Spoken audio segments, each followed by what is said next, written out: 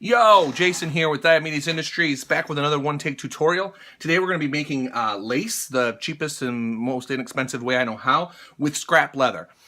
So this is a way if you need it for a small project. For instance, I made this today. This is a dice bag for my kids.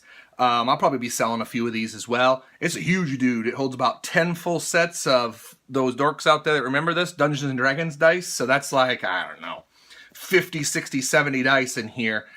So it should be big enough. I might make a bigger one, but I made a small one as well. But I needed a little bit of lace for this. Not a ton, but a little bit.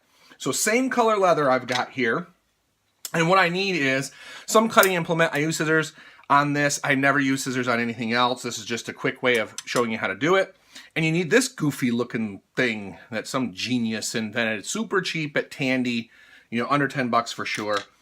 And you need a square of leather. It helps for it to be square, perfectly square.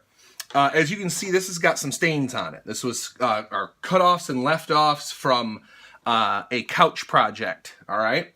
So it's 4-ounce top grain, chrome tan, nice suede, good leather, but it's got a mess. But it won't show up when I make lace out of it. So here is how to do it. First thing you want to do is cut a circle out of the center. And instead of trying to trace a circle or a coin or something and trying to get it all perfect, you don't need it to be perfect. You just need a rough circle. Fold it in half and fold it in half, so you've now found the center, and cut a half moon semicircle dude out of the center there. You have to make that noise. That's important. And you get roughly a circle. But the point is that it's big enough for this guy to go into. Okay, now the next choice you're going to have to make is how big you want your lace to be, and depending on which one you choose, you can see they've got different depths.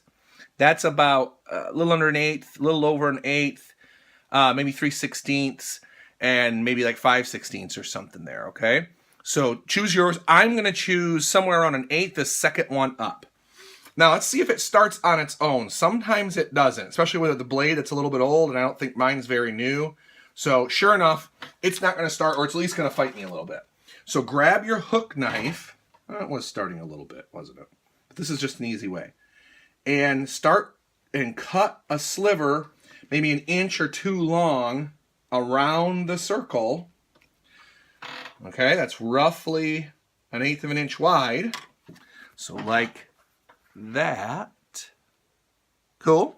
And what that allows you to do then is you feed it through that second slot, or whatever slot you choose, all right? And that gives you something to grab onto, okay? So now it's been fed through. So now what you want to do is you want to kind of hold it like an ice cream cone, all right? You put everything else aside, hold it like an ice cream cone, and you're going to pull on this tab. That's why it needs to be at least an eighth of an inch thick. It needs to be strong enough, all right? And as you pull, it's going to rotate around your hand.